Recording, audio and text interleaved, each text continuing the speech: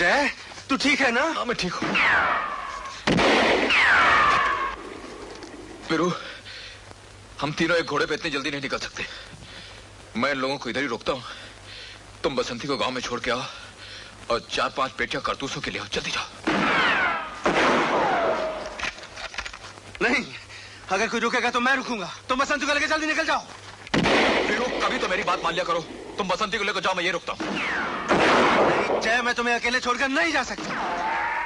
लेकिन हम में से एक को तो जाना ही पड़ेगा वीरू, वरना थोड़ी देर में हमारे कारतूस खत्म हो जाएंगे। चलना, तेरी बात है मेरी बात। टॉस कर लेते हैं। हेड्स में रुकता हूँ, टेल्स तो रुकता है।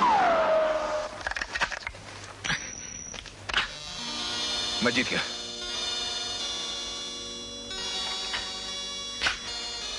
लेकिन जय, मैं तुम्हें अकेले... लेकिन कुछ नहीं वीरू, अपने बंदूक का कारतूस यहीं छोड़ जाओ, बसंती को लेकर जल्दी जाओ। जाओ।